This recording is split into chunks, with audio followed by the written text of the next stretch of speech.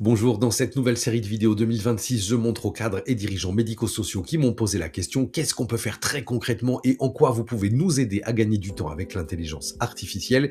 Eh bien, je vais vous le montrer dans des séquences relativement courtes avec preuves à l'appui.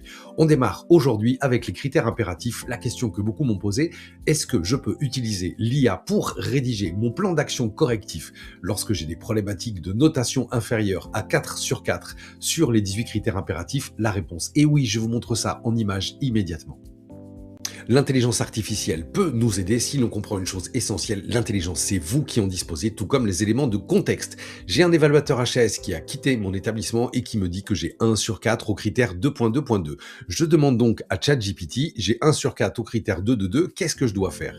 J'ai un score qui est pas bien, donc il me rappelle le sens du critère, ce que signifie concrètement 1 sur 4, et j'ai ici un plan d'action prioritaire. Qu'est-ce que vous voulez que je fasse avec ça? Je vais vous montrer dans cette vidéo comment on passe de la réponse précédente extrêmement générique à un plan d'action ultra détaillé étape par étape. Suivez-moi, ça commence maintenant et vous allez comprendre ce que l'intelligence artificielle peut réellement et très concrètement faire pour vous. Imaginez que nous soyons ensemble en train de discuter.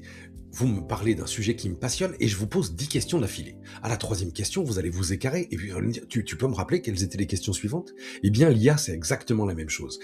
L'art de demander quelque chose à une IA, ça s'appelle le prompt engineering. Le prompt engineering, c'est un métier, et ce métier consiste à quoi? Eh bien, analyser ce que l'on demande à l'IA, de quelle place on lui demande de parler, qui nous sommes, le résultat que nous attendons en lui mettant des garde-fous. Un garde-fou, c'est quoi? C'est un format de sortie, c'est une longueur, c'est un cadre légal, c'est l'interdiction de donner des réponses non fondées, etc. J'ai donc divisé un prompt en 3. Tu es expert en évaluation HAS des ESMS spécialisé dans le référentiel mars 2022 et le manuel juillet 2025. Ta mission analyse le critère et tu te bases exclusivement sur le référentiel. Tu vas produire l'intitulé exact et le chapitre de rattachement, les 5 attendus, ce que signifie la cotation, les preuves, l'obligation. Je lui demande un format de sortie. Et là, j'envoie ma demande. Cette première étape est faite.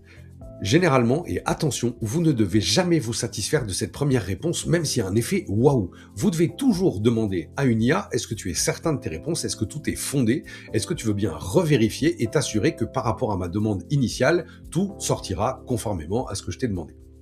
Ça, c'est un prompt d'itération. J'en ai mis dans la ressource IA des RSEMS, ce prompt de relance de la demande. Donc, vous inquiétez pas, les prompts de base, les prompts générateurs de prompts et les prompts d'itération sont déjà fournis, mais ça, c'est réservé à celles et ceux qui ont déjà un niveau un peu approfondi d'usage. Une fois que cette réponse est correcte, je vais lui demander de me rédiger le squelette de mon plan d'action correctif. Donc pour ça, sur la base de l'analyse précédente, ta mission génère la structure complète d'une fiche plan d'action à destination d'un directeur et de SMS, diagnostic, plan d'action, action pilote livrable, tableau de bord, référence légale, le niveau opérationnel. Je relance cette demande, il me sort le plan d'action. Et ensuite seulement, je passerai au troisième niveau qui est la mise en forme. Je lui ai demandé page de titre avec cotation actuelle en rouge et la cible à 4 sur 4. Bon, tout à l'heure, j'avais mis 3 sur 4, donc dans le rapport final, il y a une erreur. N'en tenez pas compte et ne m'en tenez pas rigueur. Merci. Tableau diagnostic, tableau Gantt, timeline, tableau de bord des indicateurs, etc. Et j'ai mon format. Par rapport au plan d'action qu'on avait tout à l'heure en demandant à ChatGPT sans lui donner aucune précision, voilà ce que Claude est capable de nous sortir.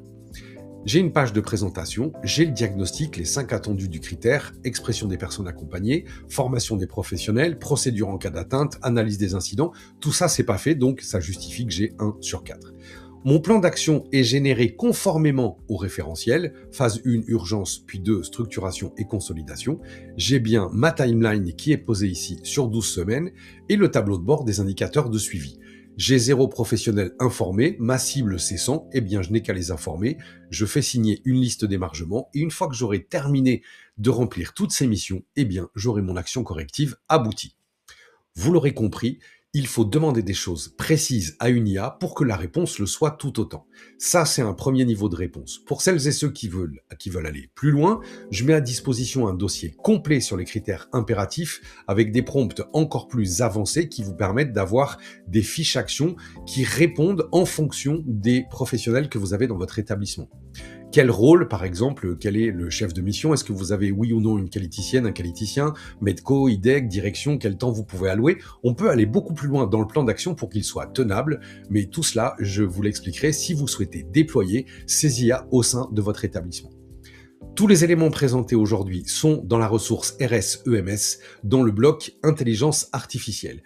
Vous n'avez qu'à suivre pas à pas tous les conseils et les tutoriels que je vous donne pour devenir des utilisateurs réellement avisés et experts de l'intelligence artificielle. Alors ne perdez pas de temps, connectez-vous à votre ressource ou abonnez-vous pour gagner de précieuses heures chaque semaine. Allez, à très bientôt pour de nouveaux tutos.